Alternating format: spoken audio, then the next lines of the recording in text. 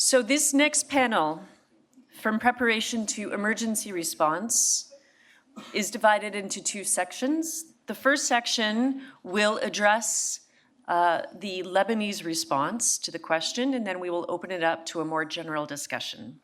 So to begin, I am pleased to introduce the General Youssef Haidar, Sarkis Khoury, Joanne Bajali, and ALIF Executive Director Valérie Freland, who will be moderating the session. Thank you. So does it work? Yes? Can you hear me? Thank you, Sandra. Thank you all for being with us this morning. So before I launch the discussion with my very dear friends from Lebanon, allow me to say thank you to the previous panelists. It was a very interesting panel, so thank you very much for the first session. We are very pleased to have you all here in Geneva, so many, and unfortunately, this room is not as big as we could expect, but we'll try to work with everyone here or in the rooms in the Villa Barton. So we will start with 30 minutes dedicated to Beirut and to Lebanon, because I must say that I've been very impressed with what you have done in Beirut. I've been there many times since the blast in 2020. We have been working so closely with my dear friend Sarkis Khoury, but also with Joanna and with you, General. And I think that what you have done in Beirut, what you set up just after the blast and since the blast is very interesting for everyone. So regarding preparedness and regarding how you manage the crisis, I would like to listen to you about why you decided to work together, why you decided to break down silos, because it's quite rare, even if Irina mentioned that there are some examples, especially France in the Sahel region, working on culture, when the French army work on cultural heritage, but it's a bit rare. So who decided to join your efforts and to work together? I don't know who wants to answer.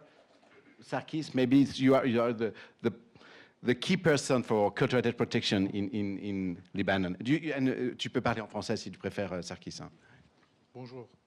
Merci Valérie pour l'invitation d'Alif à cette réunion prestigieuse avec tous les collègues ici. Tout d'abord, je veux commencer par un peu expliquer le Liban. Le Liban est un pays très riche par son patrimoine. Il était toujours sur un point stratégique qui a lié entre les diverses civilisations, qui a forgé son histoire depuis les nuits des temps. C'est un livre ouvert qui existe depuis toujours. Son riche patrimoine, il y a 6 sites patrimoine mondial, il y a 9 sites sur la liste indicative et des centaines d'autres sites classés sur la liste nationale avec des villages et des sites avec des villages et des villes historiques.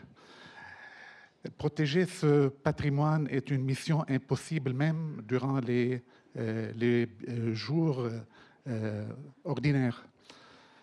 Comment faire quand il y a une crise? Comment faire? Comment protéger tout ce patrimoine? C'est une mission vraiment difficile. Devant cette situation, la seule façon d'agir, c'est la solidarité entre tous les Libanais. Alors, c'est par nature. La nature nous a créé le système. Les Libanais ont senti que leur ville a besoin d'aide. Alors, je suis le responsable de ce patrimoine.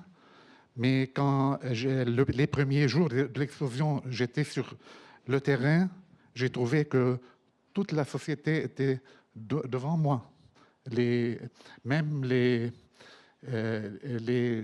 petits, les grands, tout le monde était dans les rues pour essayer de faire quelque chose pour leur ville. Selon la loi libanaise, quand il y a une région qui est sinistrée, la gouvernance est pour l'armée libanaise. elle sera dirigée par l'armée libanaise pour la protection, non seulement au niveau du patrimoine, mais à tous les niveaux. Et parfois, le patrimoine n'est pas la priorité parce qu'il y a 200 victimes, il y a des centaines de réfugiés qui ont été hors de leur maison. Il y a plus que 300 000 réfugiés qui ont été hors de la ville de Beyrouth. Et comment faire? Alors, tout d'abord, les premiers jours, on était en contact avec l'armée libanaise dès le premier jour pour faire un rapport avec 40 architectes restaurateurs qui ont été chez nous à la DGA pour plusieurs raisons. Tout d'abord, la confiance qui se trouve entre la DGA, la Direction générale des antiquités, et tous ceux qui travaillent dans le patrimoine au Liban, et parce qu'ils voulaient aider leur patrimoine. Et en 4 jours, on a pu faire un rapport complet avec tous les ONG, avec 17 entrepreneurs qui ont commencé les travaux d'urgence. Et on a soulevé tout ça à l'UNESCO le 9 août. L'explosion était en 4 août. Le 9 août, on a présenté le projet BAC, Beirut Assets Cultural Heritage, qui est l'harmonie selon Sébastien Bach. Alors, on doit travailler harmonieusement, tout le monde. Alors, c'était très difficile de faire ça. Et comme ça, c'est né la collaboration avec mon ami Youssef Haïdar, le général, que je suis fier qu'il était sur la tête de l'armée dans cette région-là, et avec encore notre ami Johanna, qui a joué un rôle très efficace avec plusieurs autres initiatives, comme l'initiative de Beyrouth et encore avec le BBHR et avec plusieurs gens. Et bien sûr, on a eu l'aide de l'international, de l'UNESCO et de bien d'autres. Mais surtout, peut-être dans les questions plus tard, on va parler de la collaboration qu'on a fait avec toi, Valérie, parce que tu étais le premier à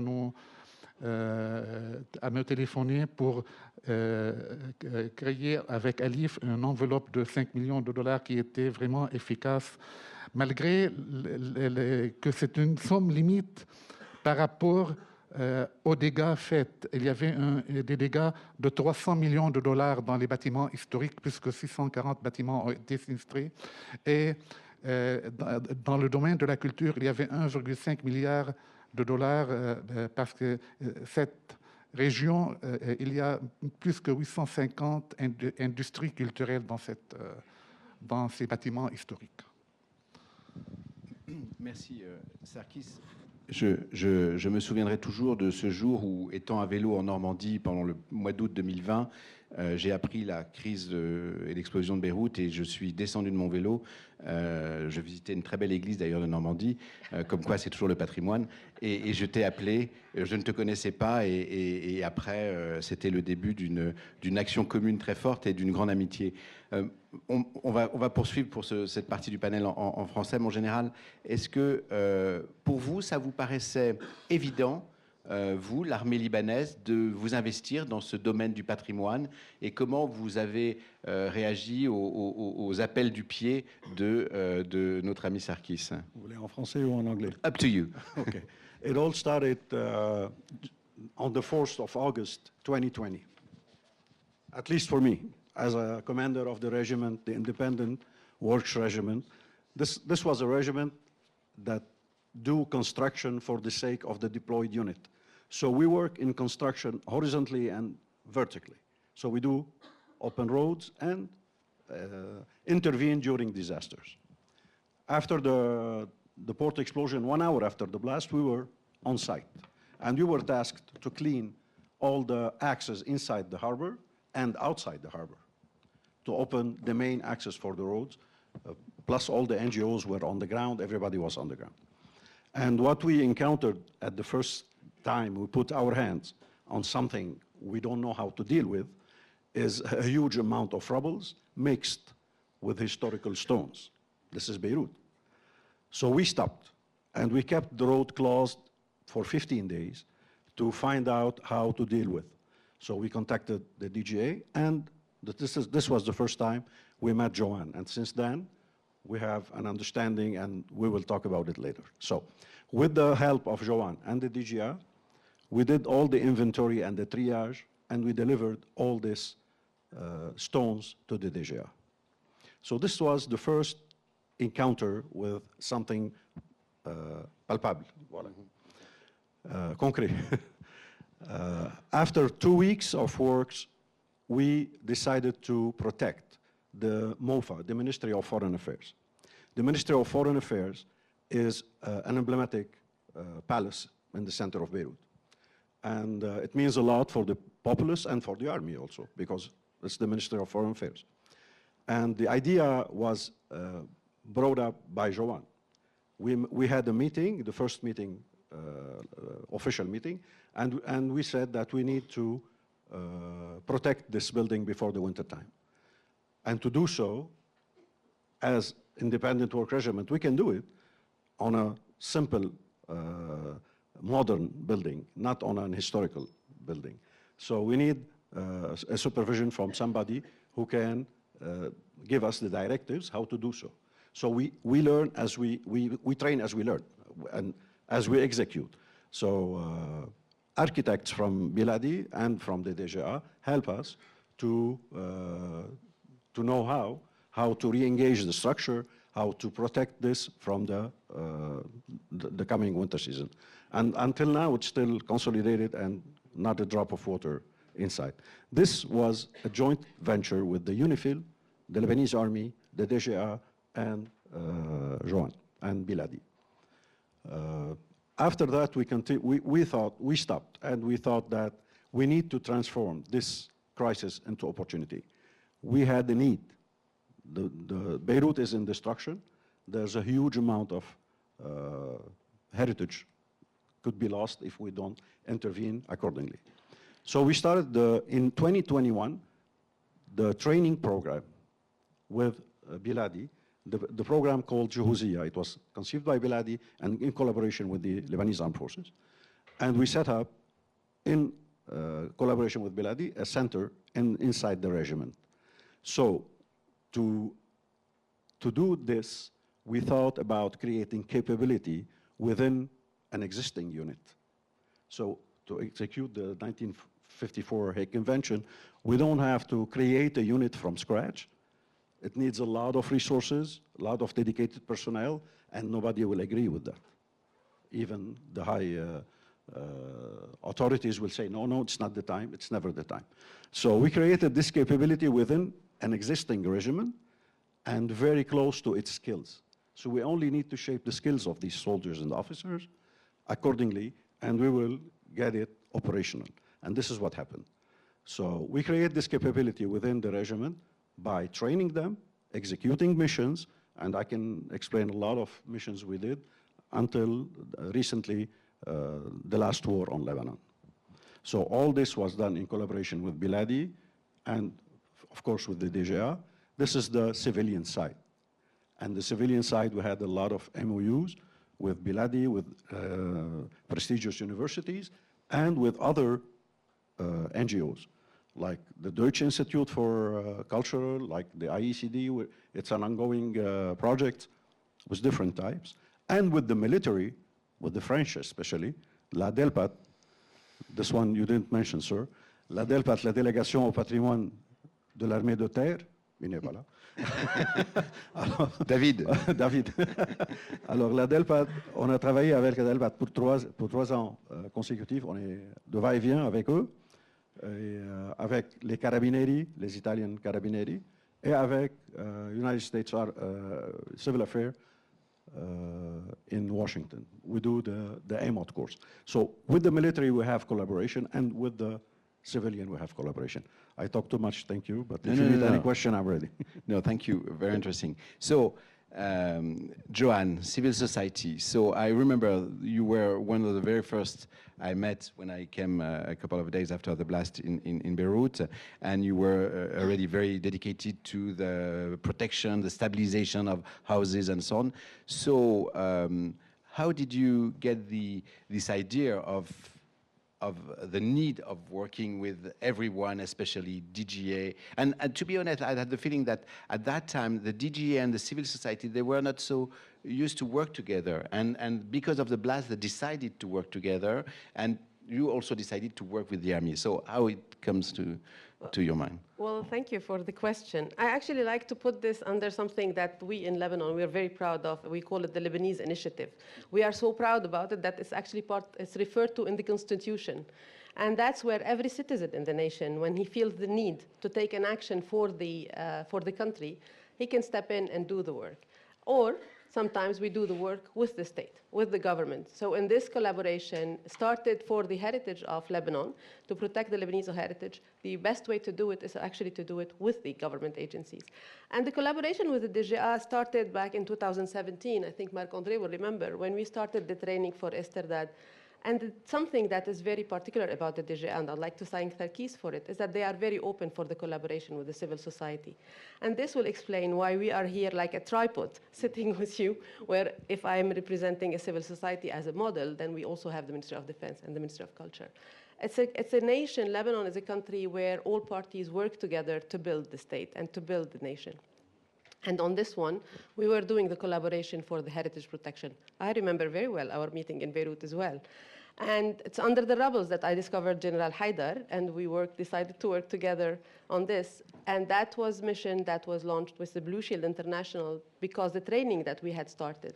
So acting in emergency actually started preparing for it in the peacetime through the training from 2017.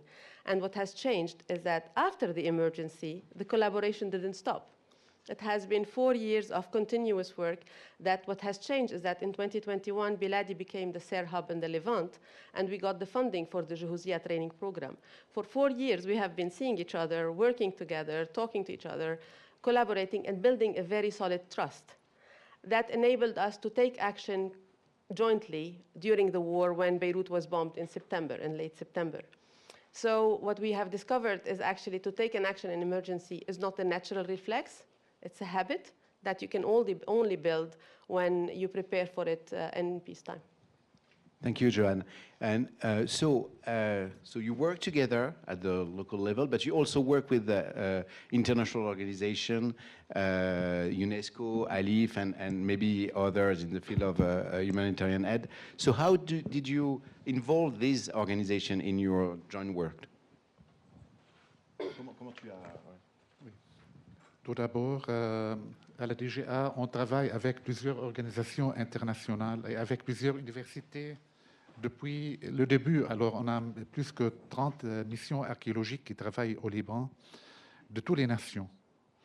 Et de même, après l'explosion, tous nos collègues ont offert leur aide. Mais je veux spécialement bien maintenant remercier l'UNESCO pour son initiative parce qu'il a donné la confiance à la DGA, il a adopté son rapport et on a commencé le travail sur ce rapport. Et bien sûr, l'initiative des livres, parce que dans ce temps-là, durant cette crise, c'était une crise à plusieurs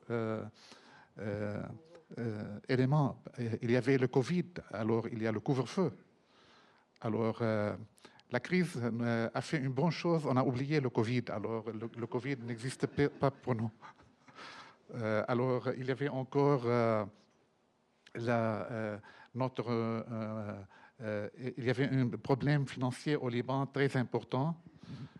Notre monnaie a fait une chute terrible. Alors, on était vraiment besoin d'une aide. Et quand vous avez, Valérie, présenté une enveloppe de 5 millions de dollars, elle était comme une boule de neige parce qu'en effet, durant notre première réunion, on a initié plusieurs projets pour des stabilisations des maisons et des consolidations de plusieurs monuments publics et même semi à intérêt public. Alors, cette aide a créé une plateforme très solide à la DGA et elle a permis pour d'autres initiatives d'être chez nous. Alors, on a travaillé avec l'ICROM, on a travaillé avec le Blue Shield, on a travaillé avec les Français, avec l'ambassade française, avec le Louvre, on a travaillé avec l'Institut national du patrimoine, avec encore avec le DAI, Dutch Archaeological Institute, on a travaillé encore avec les Italiens. Et les collaborations existent encore jusqu'à maintenant sur plusieurs projets qu'on restaure. Et cela a permis encore à travailler sur des projets préventifs. Par exemple, on a commencé les consolidations à Tripoli pour les bâtiments qui ont un risque d'effondrement parce qu'ils sont instables et après les tremblements de terre qui subis en Turquie et en Syrie, alors l'action préventive a devenu nécessaire. Tu sais, Valérie, quand il y a une crise, c'est trop tard. Alors, il faut toujours faire des actes préventifs. Pour cela, notre stratégie maintenant à la DGA, c'est toujours la protection, c'est toujours de faire des actions préventives. Même si on travaille sur un projet de développement, si on va par exemple construire un musée, c'est très simple, valoriser un site. Quand on pense d'une façon sécuritaire, comment protéger ce musée, comment le construire d'une façon qui permet de le protéger plus tard. Est-ce que c'est bien d'avoir des baies vitrées comme ici, si on est dans une zone dangereuse? Alors, il faut beaucoup penser, surtout pour la durabilité encore de ces projets qu'on fait au Liban. Alors, la stratégie maintenant, c'est toujours la protection. Et bien sûr, la collaboration internationale a été vraiment tranchante, non seulement du côté financier, mais du côté de solidarité entre les gens qui travaillent dans la culture. Alors, on ne se sent pas seul dans une crise, mais ce n'est pas toujours le cas, parce que c'est une crise qui était, par exemple, naturelle, si on peut dire ça. Mais quand il y a des conflits armés, c'est autre chose. Il y a d'autres problèmes qui sortent. Merci. Sarkis, je voudrais aussi signaler que nous étions à Beyrouth à l'été 2020 avec aussi ICOMOS et ICOM et nous avions essayé aussi de notre côté d'arriver groupés. Voilà, toujours cet effort de synergie. So, General, you have just changed your position in the Lebanese army. So I'm not sure that it's for the best regarding this cooperation and for the cultural protection. So how can we be sure that your partnership will be sustainable? First, I changed my position because we're getting old. Yes. Now I'm the director of the geographic affairs. That's really has got to do with cultural properties because we have all this imagery service and the cartography and all this. So, of course, we will help in our way this time. And the regiment's still functioning better than before, the one I left. So it's embedded in our vision and in our mission statement. We changed the mission statement of the regiment to encompass the protection of cultural properties. And in the task division, it's there. And the organigram is there. So it's not going to stop if a person moves or no. So it's an ongoing project. Thank you. So just a last comment on your side, Joanne, and then one or two questions. Of course. I'd just like to say that the collaboration and the work that started after the Beirut blast is actually doing something that is incredible in Lebanon. We are sort of changing the narrative. Before that, when the destruction of cultural heritage was accepted as being collateral damage, now it's no longer accepted. And now the work that we have started, not just us, us and others on the field, we are really changing the narrative and making people aware that cultural heritage protection is a human right and we act based on it. Good, thank you, excellent. I think it's an excellent conclusion. But maybe one or two questions regarding the Lebanese experience, and then we'll move on to the next sequence of the panel. Yes. Thank you very much for excellent presentations. I'm Jennifer Price-Jones. I work for Blue Shield International. And I have a question for General Haider. You were explaining how you increased your awareness around cultural property protection after the blast. And looking forward in the future, in a world where humanitarian resources are decreasing and military resources are perhaps increasing, the role of the military to meet, in particular, sudden onset disasters outside of conflict may also increase. In which case, can you share some lessons learned from your experience in increasing your role in cultural heritage protection, and not just in Lebanon, but looking elsewhere where this might also be replicated in the future? Thank you. Sure. Thank you for your question. First, I would like to thank Blue Shield International. The first seminar was done with them, with Professor Peter Stone. It was on site with the rebels around. So thank you. Yes, we can execute mission. It's not only about training. And we've done it before. So during this war in Gaza, for example, we proactively, joint efforts with the DGA and Biladi, we evacuated 2 major museums in the south. But without publication, without any media, because we will have the people afraid and they will freak out. So we evacuated this with civilian vehicles, with the DGA director on the top of the mission. We didn't use our mobile team. We have a mobile team with cameras, and we didn't use it. We used simple cars. This is one of the mission. Jointly, we can do it. And we protected all the lapidaries, all the immovable objects in a strategy set inside the regiment in collaboration with Joanne. For example, if we can provide some of the material, not only the material, Joanne will provide the rest. We help each other in this side and in the way we do it.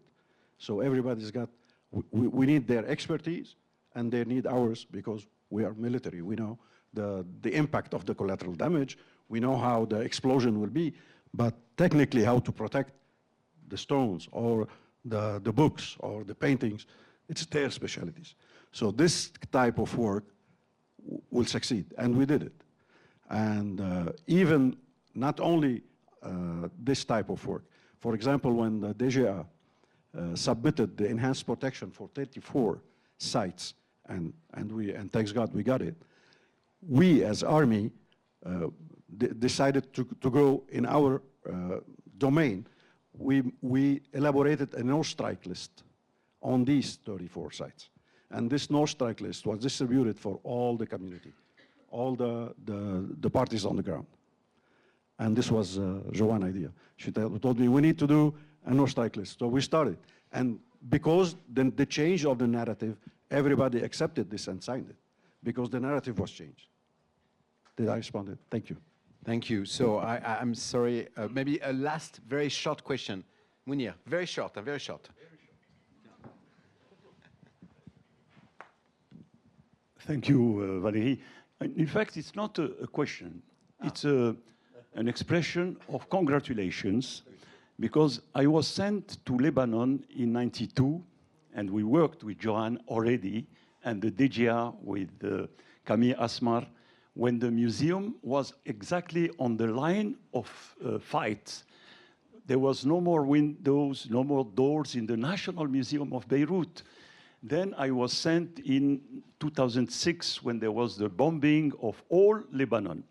What I want to say is this is the only Arab country having involved the army into the protection of cultural heritage. Bravo. And this is really an expression of congratulations. Right. And I never stopped to work with my colleagues in Lebanon because they are committed and they are doing a fantastic work.